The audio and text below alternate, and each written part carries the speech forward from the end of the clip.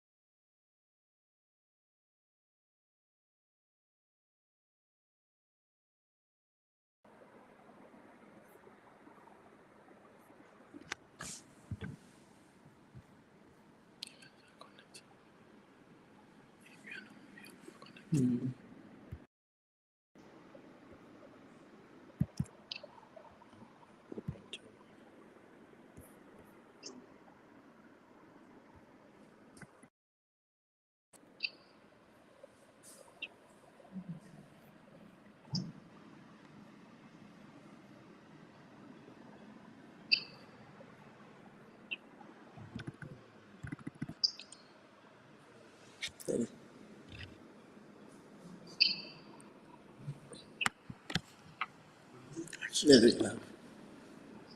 Your life.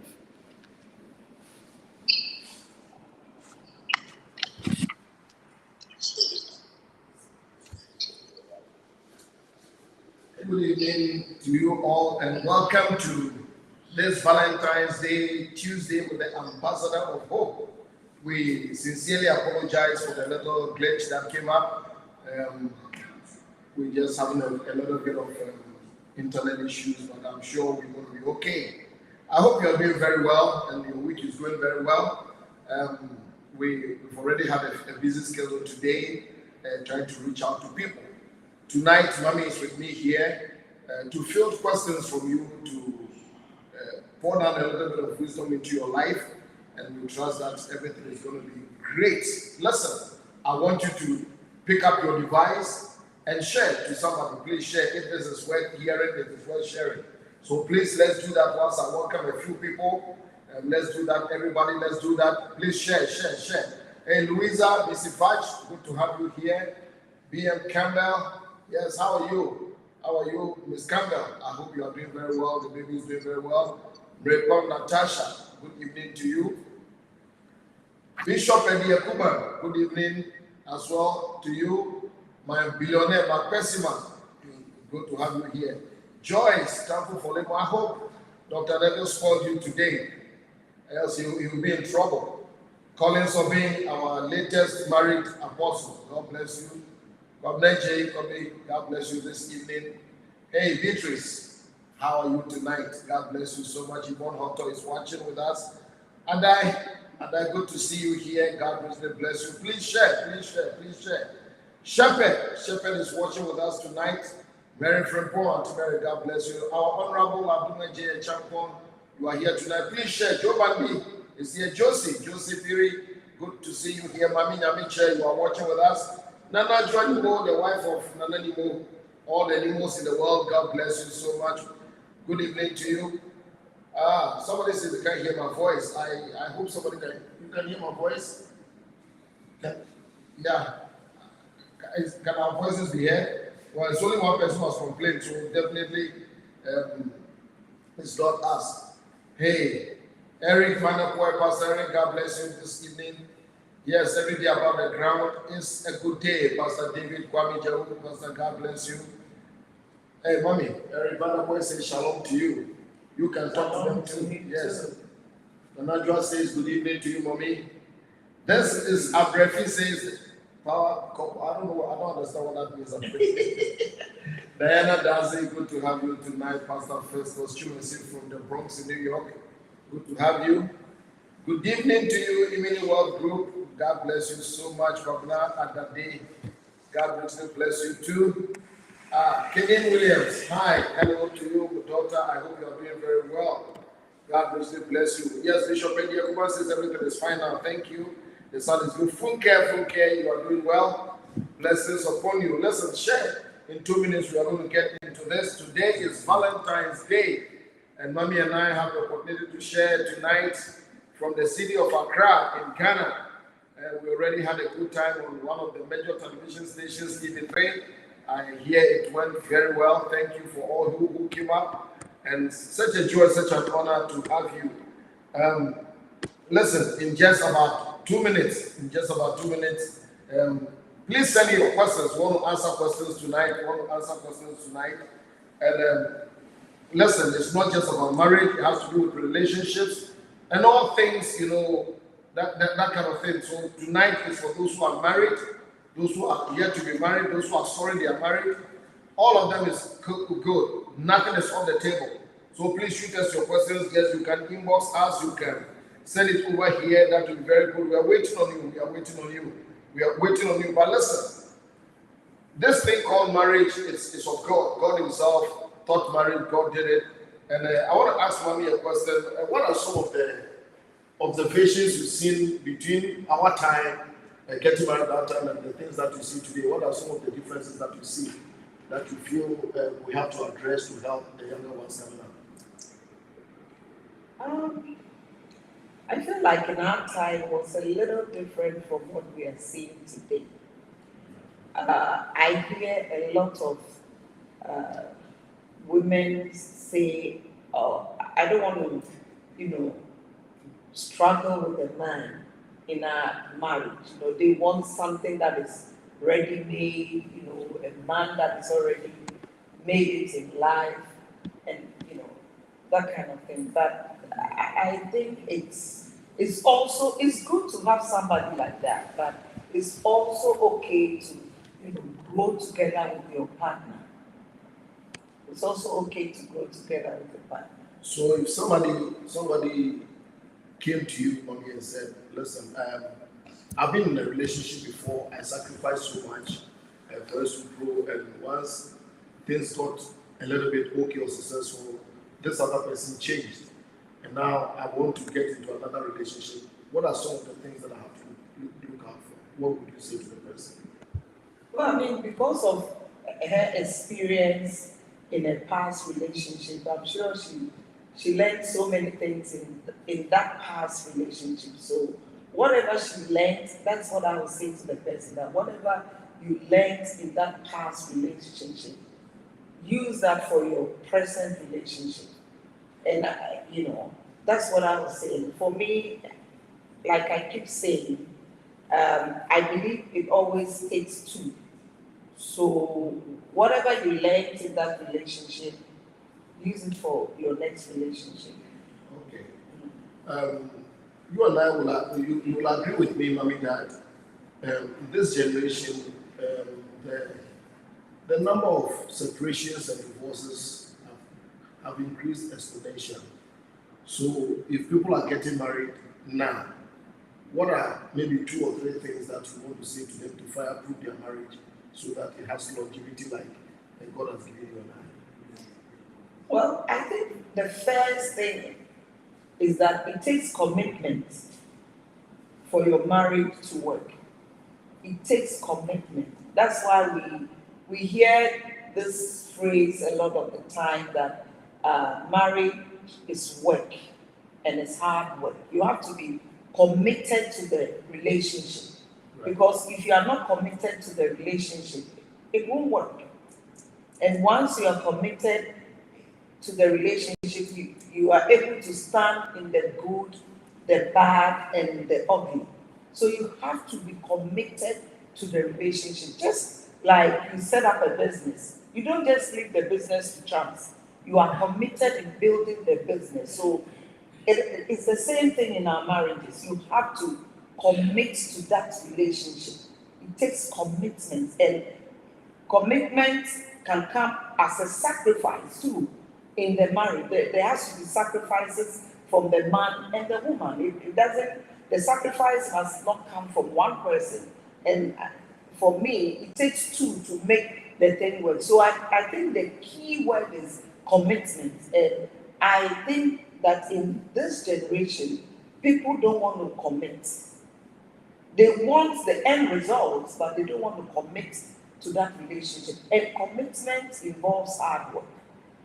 Okay. I have a question here, and somebody is asking about what are the roles in the marriage? Are there any roles in marriage, like the role of the man or the role of a woman? And I suspect that individual, I want to leave the person nameless. Listen, any question that you bring to us, we'll leave you nameless. It goes to find, I think sometimes the culture, maybe it's the woman who has to cook, it's the man who has to mow the grass, whatever. So what do you think about role playing, as it were? Are they definite roles in families, or is there anything biblical about it? Could you address that for us?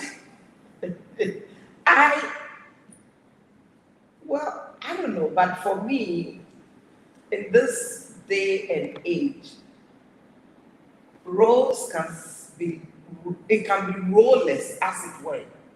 For example, if my husband is a good cook and I'm not a good cook, I don't see why I should force myself to cook. That is how I see it. And I might be better at something else. So, and again, like you said, in some cultures, definitely the woman must be the cook. But if your husband is a good cook and he knows how to cook very well, why not? I can let him cook. So in effect, you are saying that the rules must be defined by the couple.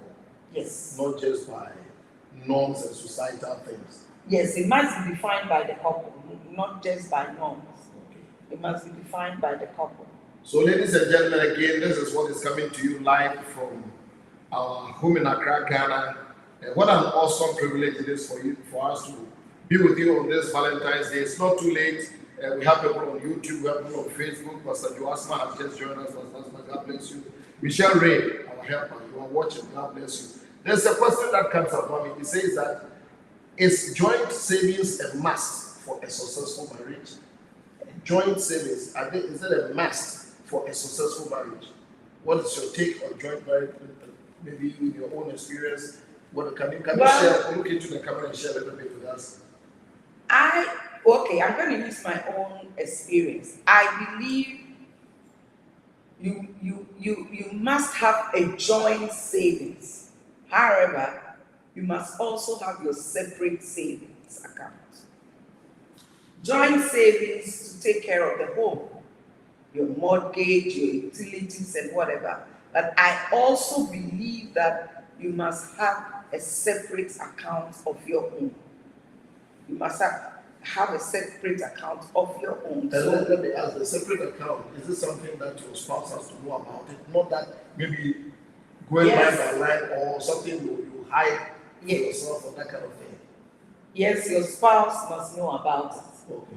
So do I know about yours?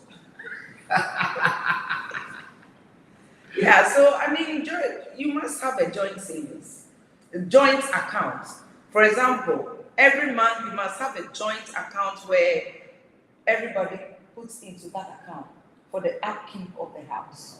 Yes. Yeah, I strongly believe in that. Whoever brought that question, I believe that. You see, for me, I tell people that commitment is a very powerful word. It's within a covenant that commitment can say. If you've taken everything within yours and you've stood before a priest, a pastor, a magistrate, whatever, and vows are very powerful. Vows are really powerful. And you say, I commit myself to blah, blah, blah. I know money is very, very important. Money is very important, and God has a lot to say about how we make money, how we keep money, how we use money, how we spend money. And it can be a divisive factor. Like you and I have seen over the years as we have met people, money can be a divisive factor. Even though it doesn't have to divide families. But I feel that, like you said, you must have an account that all of you operate, as it were. But for me, like I said, I felt that mommy had to have her own account to do her woman things. Because a woman doesn't have to explain to you what she's going to use her money to buy if she enters Victoria's Secret or something. It's none of your business. And so for me, yeah, that is it. But you also have to be careful it doesn't become like something very secret, where then the other person begins to suspect that maybe you are saving towards a rainy day or you are making plans to get out. So that is a very good one. Go ahead, Mom. And in marriage, I believe that you have to be open. You have to be open to your spouse. So whatever you have, whatever account you have, your spouse must know about it. So openness is very key in marriage. Somebody is asking a question about equality. Equality.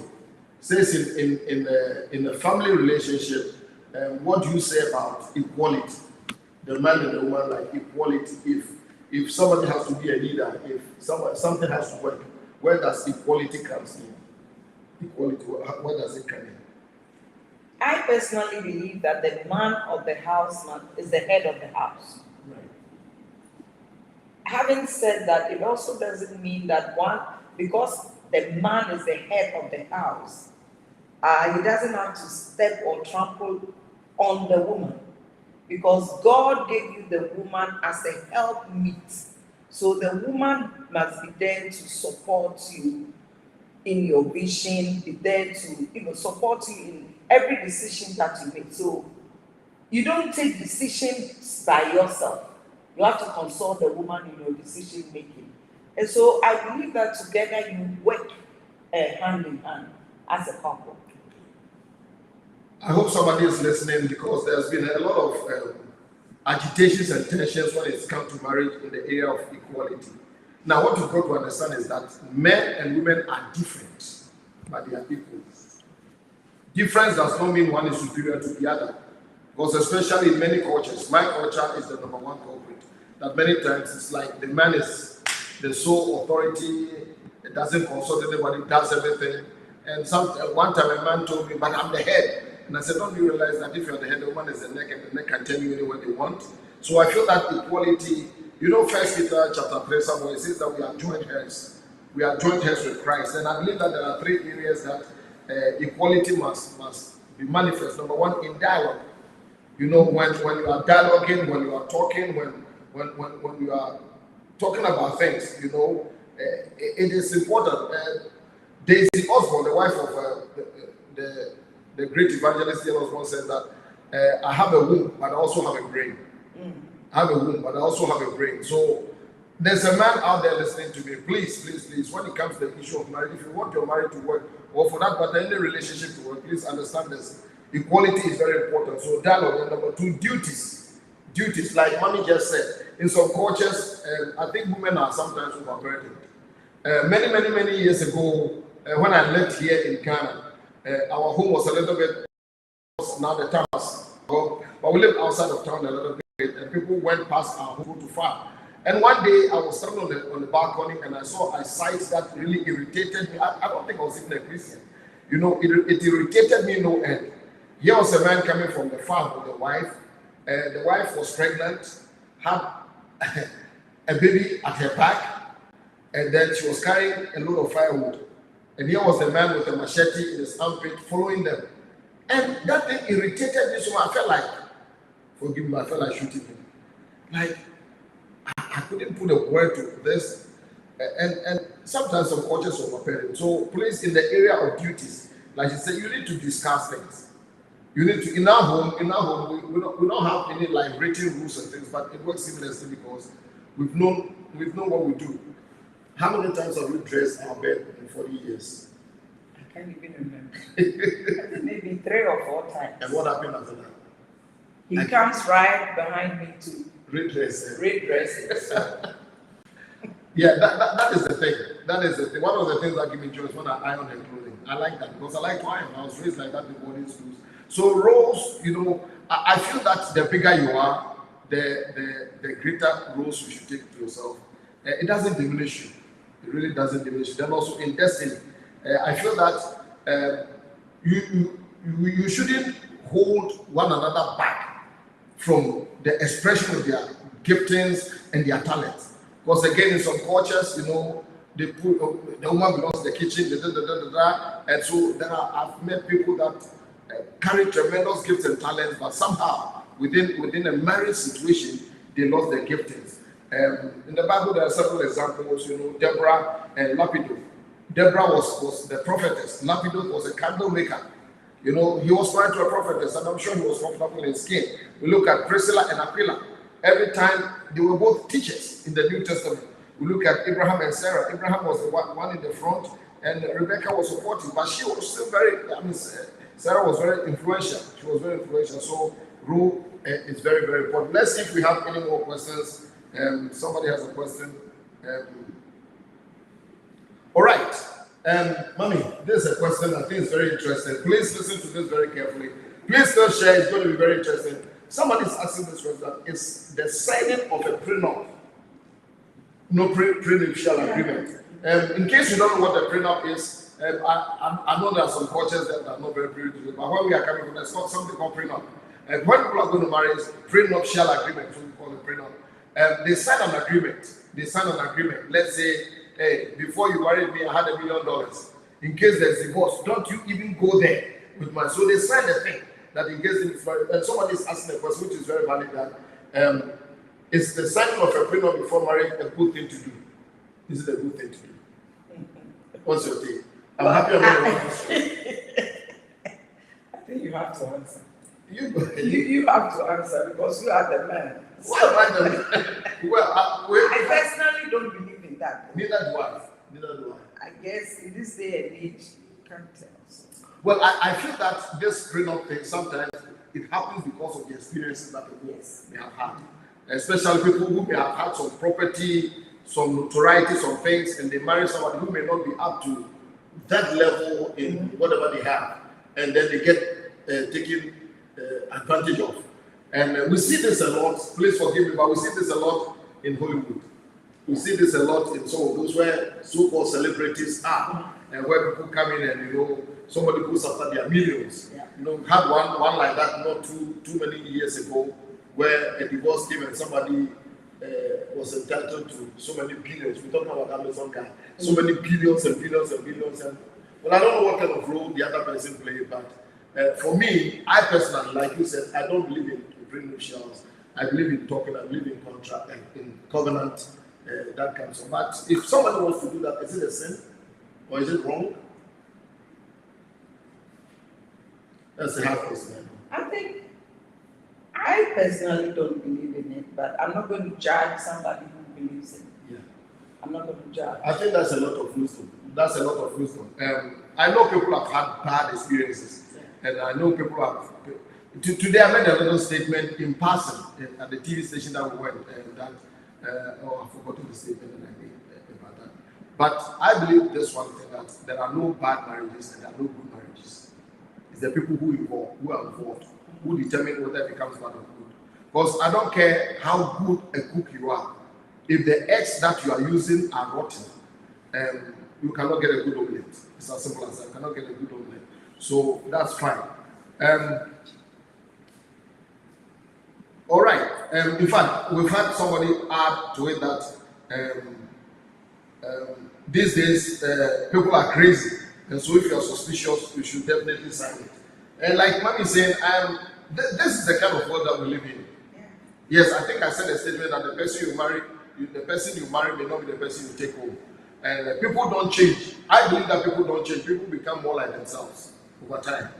Do you agree with me? I think I do. Yeah, people become very comfortable. Yes. And like one of our daughters is saying, people can be crazy, people can be very interested. And again, I feel that people get a lot of bad experiences. Yeah. And sometimes when they are growing like that, it becomes so difficult. So we get that. So listen, if you want to sign your prenup and both of you agree, I guess it's good, it's fine. You should sign it and then go on. Hopefully you will not need to resort to that paper. Anybody again? Let's see who has anything for us. Anybody has anything for us? Yes, I'm in YouTube now. I'm checking YouTube to see. All right.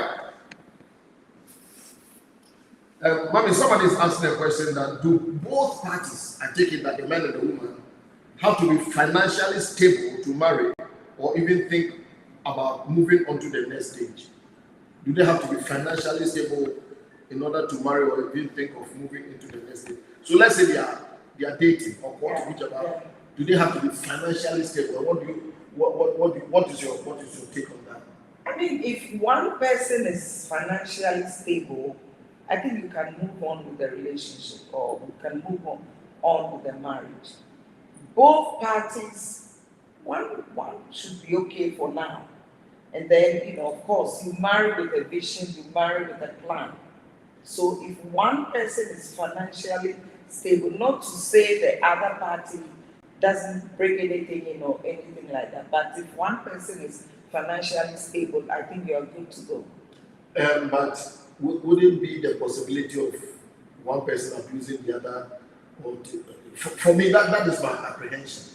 For me, because I don't bring in any income. Yeah, you can be abused, you can be, especially where you and I are coming from. Money is king.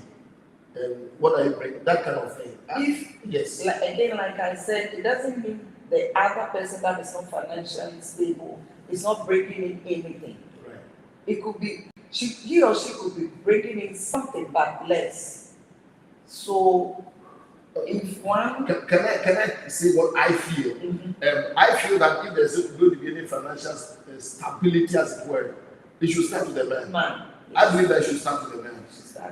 It should start with the man because it's a biblical order. Mm-hmm. The word husband is an old Anglo-Saxon word, which means the band of the house. The band of the house means that the provider of the house, the keeper of the house. Men were created by God to do that.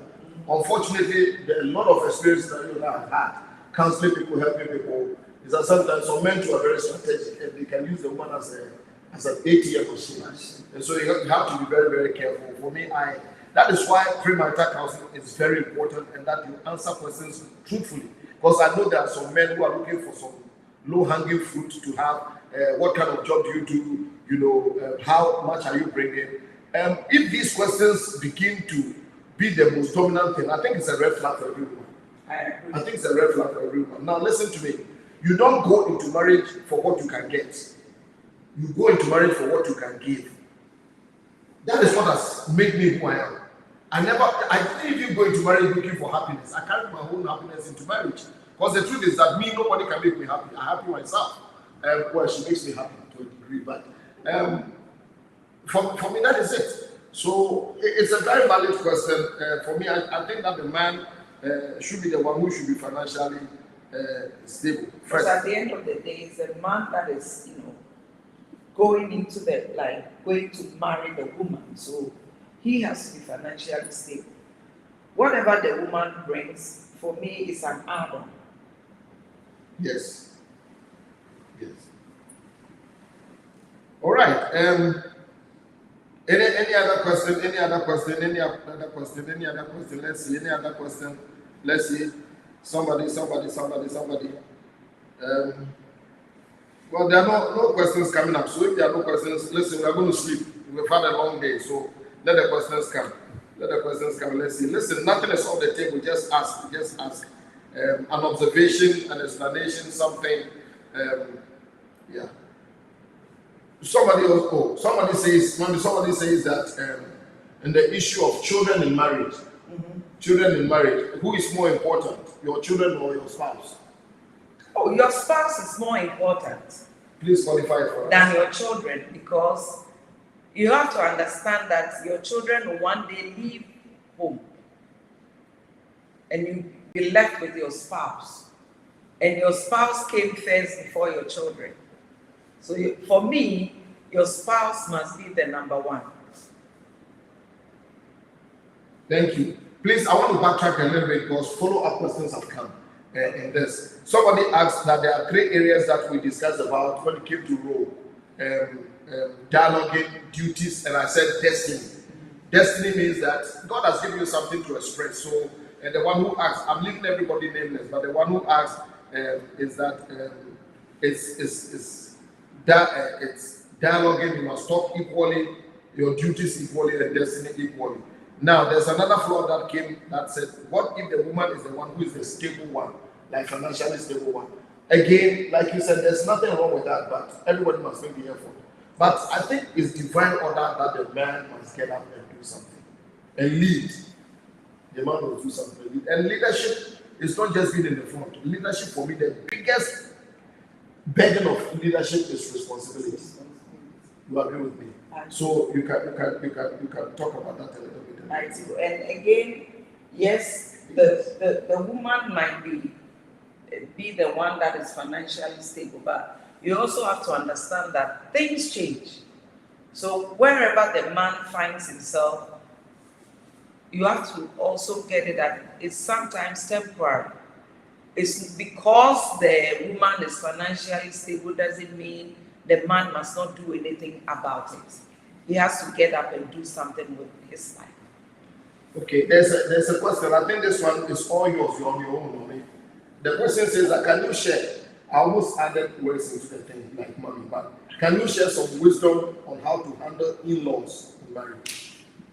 In-laws in marriage. Any wisdom from you, mommy? Well, I think whoever put in the question said wisdom. Yes. So number one, you need wisdom to handle in-laws in marriage. I mean, you have to understand that your husband came from a family, and the fact that you are married doesn't mean you have to, separate him completely from his family.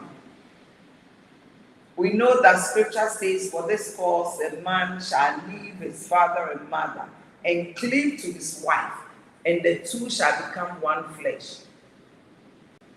However, your husband has a family.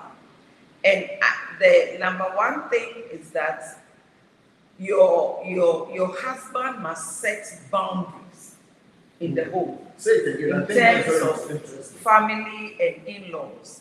Because once the boundary is set, the woman will be free to operate in the home. But if there is no boundary, she can't do anything.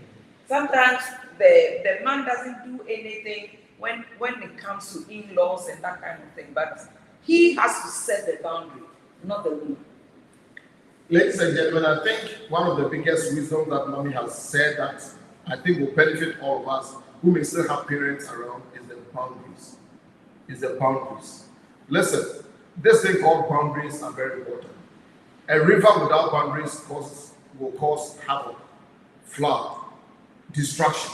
That is why God in his wisdom created boundaries for seas and rivers and that kind of thing.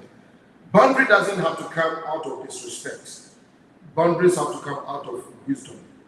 Remember that the book says that for this cause a man shall leave his father and mother.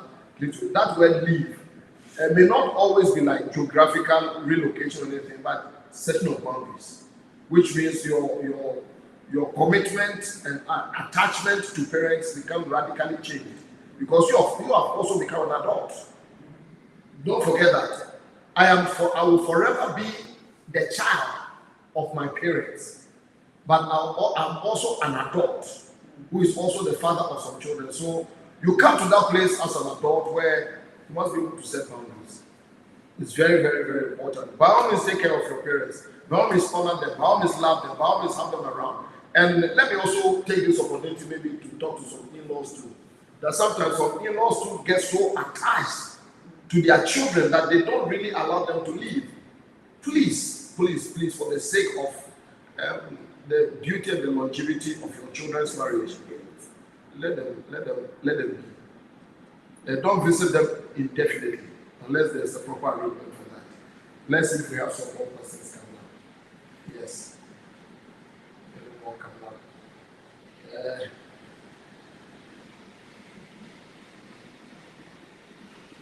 Oh, I have an announcement to make. It's raining here. That is beautiful. Been looking for rain for a very long time. Rain coming. Yes. And once we are there, listen, if you are in the Secondary Takrady Cape Coast area, this Saturday is Maximize 2023 is the first one we're going to do in Ghana. We know we started last year, we did it in Accra in the city of Sunyani. It's the 10 of the twin cities of Secondary and Takrady and Cape Coast and all those environs. Listen, it's going to be amazing. It's going to be amazing. Maximize. The flyer is out there on our Facebook page. We're going to put it right there so that you can register. It's going to be an amazing time. Amazing time. I don't know. There are no more questions here. I don't know if people have lost questions and that kind of thing. But Mom, is there anything that you can look in the eyes of the people that tell them about marriage before we get to wrap up? Well, thank you so much for tuning in and being with us this evening. I believe that marriage involves commitment. You have to understand that we are not perfect. I am not perfect. The man is also not perfect. But if the two of you decide to make the marriage work, it will work. That is the most important thing. It's a decision that you have to make, that you want to make this marriage work. And once you decide, you can make the marriage work. It involves hard work. But again, if you decide to make it work, your marriage will work. And for me, marriage is beautiful. It's God's idea. And so, make it work, and I believe that God will help you to make your marriage work. Thank you, Mommy. There's a question here. I may not have the full understanding, but I think we can work around it. The question says, how do you challenge each other? How do you challenge? Maybe challenge as an issue, but what is your wisdom on that? I know you are here on the answer, but let's be sure. We are challenging you, Mommy. We are challenging you. I believe that in every relationship, in every marriage, you go in to make your spouse better. And in making your spouse better, you also make yourself better. So you challenge each other, you encourage each other, you push each other little by little, you stretch each other. That is how you make each other better. If one person just decides to ignore the other person in the relationship, that is when the marriage becomes selfish. So your goal must be to make each other better. 10 years ago, 5 years ago, in the relationship, have I grown? Have I become a better person? That is how you need, and that is what you need to see in the relationship. So it's always good to challenge people, challenge somebody in the relationship. For in challenging the person becomes a better person. Yeah, thank you for that. I think it's very important. You know, the book says that as iron sharpens iron, so as sharpens, and in the marriage, the wise one also said in Ecclesiastes that two is better than one. They have more to go for the labor. So the challenging thing is okay. Sometimes when I think in challenging, we must be very careful about our choice of words. You know, our choice of words are very, very important because sometimes people can make statements with their questions. And you are still here. What are you going to do with your life? It's not just a question, it's a statement. And sometimes it can be caustic, it can be abrasive, it can hurt. So please let your talk also be seasoned. Because somebody asked an interesting question.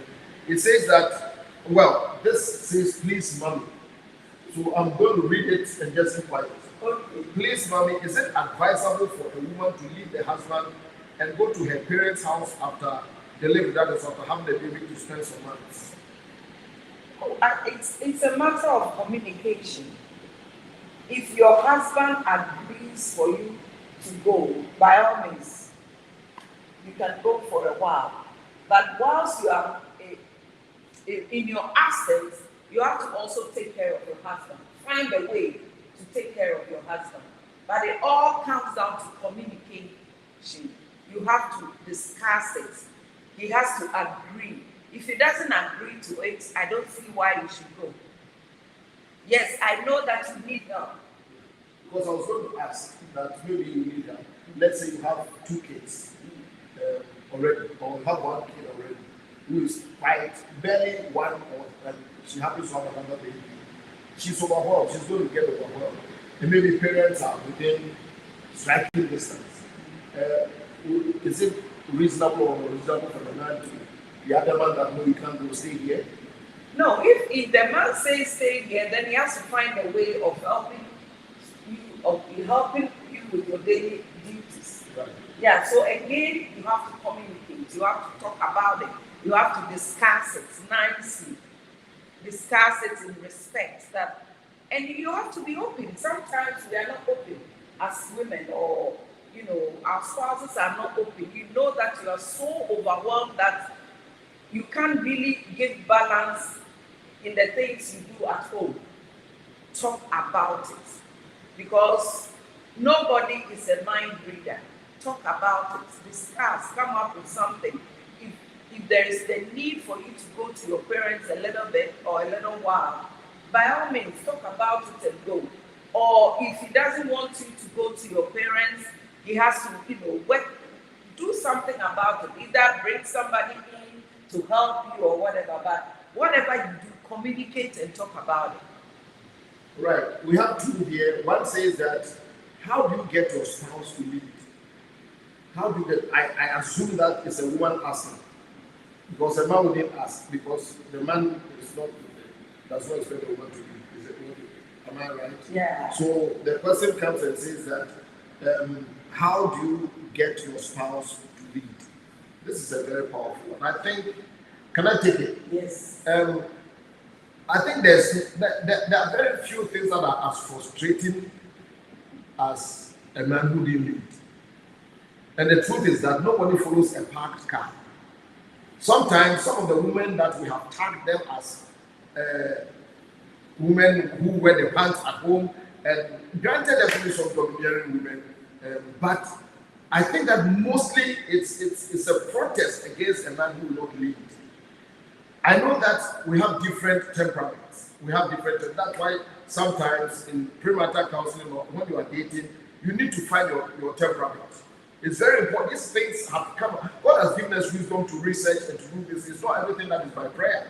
There are temperaments, things that some are phlegmatic, some are melancholic, some are. All these things are very important. You need to know. And so there are some men who may be laid back and their spouses are a bit outgoing. It all comes down to mutual submission to each other. Remember, Ephesians says that submitting yourselves to one another. Before he even began to talk about husbands love your wives and wives respect your husbands and things. So the thing is mutuality and understanding. For me, understanding is very, very important. But if you keep accentuating the man's weakness, you are not leading, you are not doing this, you are not doing this. Men are such that, I think some time ago on Father's Day, I dreamed of the silence of Adam. Then Adam goes silent. I can't understand for the life of me why a snake could be talking to your wife and didn't say anything.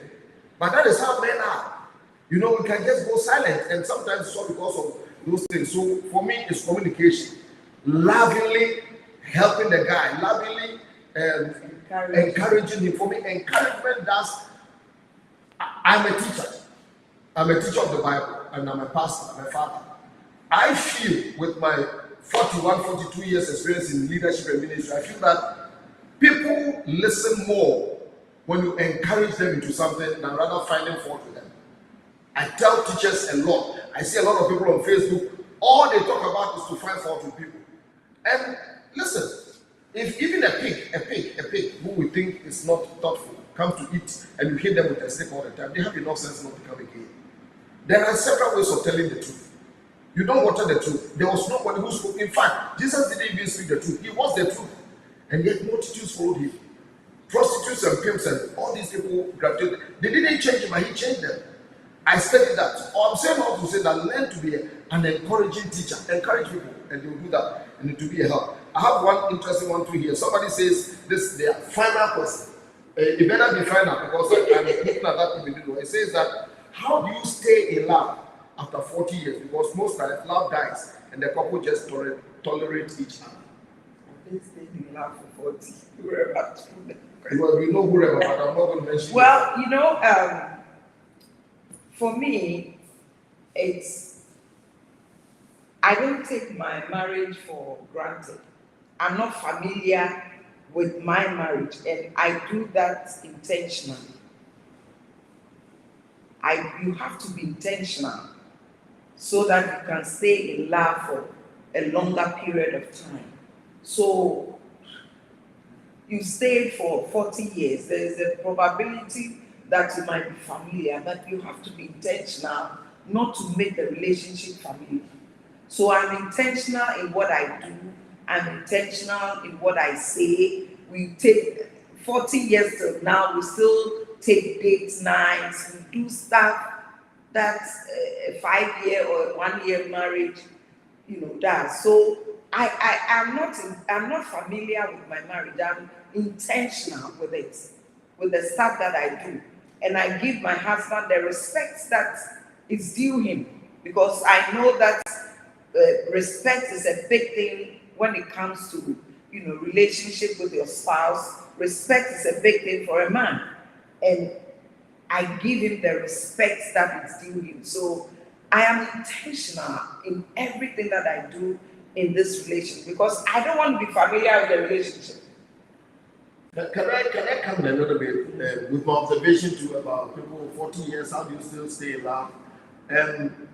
Don't you suppose that sometimes there's something that supersedes this thing that we call love, and that is the covenant that you are in? Because I feel that sometimes people say, I don't love him anymore, because they feel that love is just an emotion.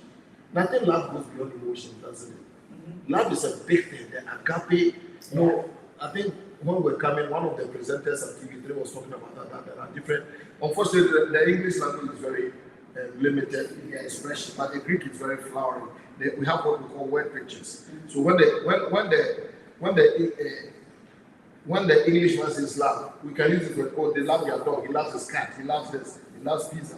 But to the Greek, it's different. They have storge, they have eros, they have phileo, they have agape. And for me, agape is the highest.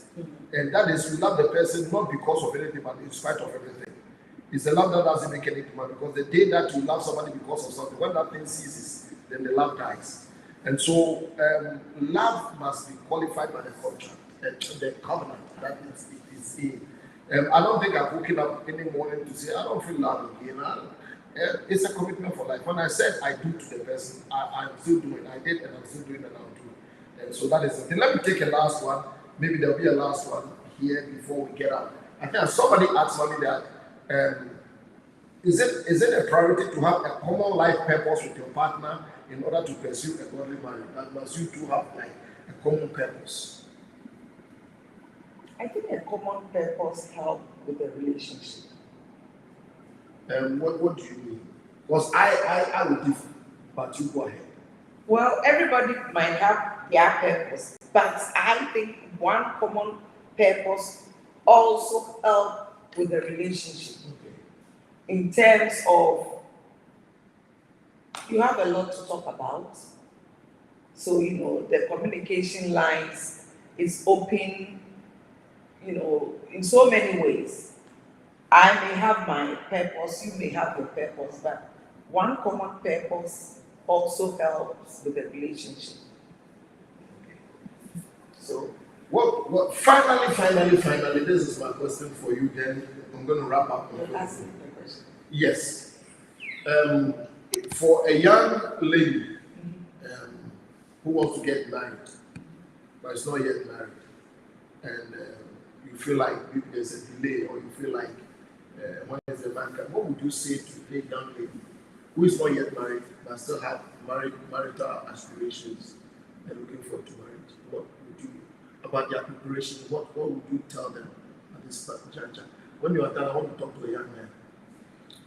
I want to say to that young lady who still wants to marry but still haven't seen Mr. Right, to hold on. Still hold on, have hope, have assurance that my Mr. Right will come my way. You may not see Mr. Right now, but in waiting for Mr. Right, prepare yourself. Prepare yourself in any way that you can. Prepare yourself where you find yourself. Because in your preparation, when Mr. Right comes, you will be prepared. Don't wait for Mr. Right to come before you prepare yourself. But I want to tell that young lady not to get discouraged, because we live in a world where people think the world is social media. What they see their friends post, what they see their friends do, sometimes it might get to them and sometimes they get discouraged. But I want to tell you that the world is more than what you see on social media. Because for me, I think social media sometimes is that's not the world. What you see out there is really not the real thing. And so don't depend on social media.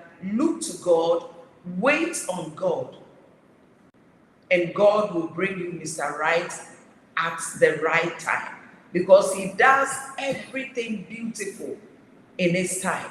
You might think it's late, but the God that you and I serve will make all things work together for the good. Thank you, young lady. I'm sure you've heard Mommy talk, and let me address a young man. I feel that, Mommy, and correct me if I'm wrong, I feel that many times the advantage is with the man, because normally it's the man that can make the move. I don't think there's any culture that is the woman that makes the move. I think it's one of the orders of nature, of divinity. And so, as a man, you have the advantage. Don't abuse the advantage. Don't abuse the advantage. You have to understand that there comes a time that you may not be as strong anymore. You may not be as eligible bachelor anymore, and you may not be the one that all the women are running after you anymore. And I believe that you must carry some honor as a young person. You must carry a good name as a young person, and not just toss the women around like you are trying your shirts on. You must be disciplined. You must make up your mind, and that you will settle, and that you will marry in the godly way. Nobody can be 100% Mrs. Right for you. Nobody. I tell people that don't go looking for the Mr. Right. Be the person. You be the right person. The right person will find you. And finally, to somebody that have been in a marriage, that marriage has broken you and damaged you, I want you to understand that your destiny is not marriage. Marriage is not a destiny. You are not born into the world just to marry. Other than that, the moment you marry, you have no use anymore. Marriage is part of God's order, but that is not the destiny for anybody. So understand that, number one, please, whatever may have happened to you, you are not your experiences. Maybe it was your fault, maybe it wasn't your fault. Don't allow yourself to be jailed or incarcerated or put behind bars because of the things that have happened in life. Life is bigger than your experiences. Life is bigger than the things that you've been through. And so you don't punish the good people of your today and your tomorrow by the bad people of your bad experiences of your yesterday. There's still hope and encouragement for you. On this Valentine's Day 2023, it is our prayer that God will help you to get meaningful relationships in this life. If your marriage is suffering, we pray that please get help. especially the men. You know, men, you are so macho. I don't want the day pastor hears about it, marriage is over. Please don't do that. Strong men cry, strong men seek help. Jesus Christ, the Son of the living God, the creator by whose agency the heavens and the earth were created, when he came on earth to do ministry, he selected 12 men to help him, to be his apprentices, to be with him. Mark 3:15, to be with him, and he sent them out. He needed help. He could have done everything, but he didn't. He led us a template, a model that we need help. So listen, whatever it is, seek help and let's go from there. Don't let bitterness and anger and resentment do you in. Life is bigger than that. You can rise up again. And so today, my prayer for you is that if you have been crying, God will give you joy. If you've been believing God for something, may God Almighty honor you this year. I pray that the source of laughter will be heard in your tabernacle, and that what put you down last year will not put you down this year again. You are in our prayers. If there's for any reason you need our help, please inbox us, talk to us. I don't tell people to trust me. I don't tell Mommy and I don't tell trust me. No, you just look at what you see and just make a decision. We are there for you, and we trust that today will be a good day. This side of our world is almost midnight. We are almost on the stroke of midnight. 1 minute and it will be midnight. If I don't close now, I will turn into a pumpkin. You know, I'll turn straight into a pumpkin like Cinderella. I'm just kidding. I'll lose my silver shoe. But listen, it's midnight here. I know your world is 7. Some of you will be going out, you will be dating and that kind of thing. Be wise, be smart, because Valentine's Day is just a day. After tomorrow is over, and night goes on. My name is Ofosu-Appiah. The one sitting here is Mary Ofosu-Appiah, the ambassador of hope, the ambassadress of hope. We love you, and there's nothing you can do about it. We thank all our technical team who have done a fantastic job with Ghana Internet and everything. Listen, don't forget, second day talk rally. We are coming your way on Saturday. Please, Saturday, the flyer will be put out there. Go out there, register. I heard that people have even oversubscribed. We are ready. We are going to teach leadership, especially in this challenging environment. Let me tell you something. All you know is not all there is to know. And where you are is not all there is to be. God richly bless you. And if you want to sponsor, for those in America, if you want to sponsor somebody, listen, just $50 will sponsor somebody. $100 will sponsor 2 people. Just do that. Send it to Advanced Life. Cash App, you can do Advanced Life. PayPal is all Advanced Life. Zelle. You know the numbers that are there. God bless you. We miss you and we'll see you very soon. Sleep well and enjoy the rest of your evening. God bless you. Bye-bye.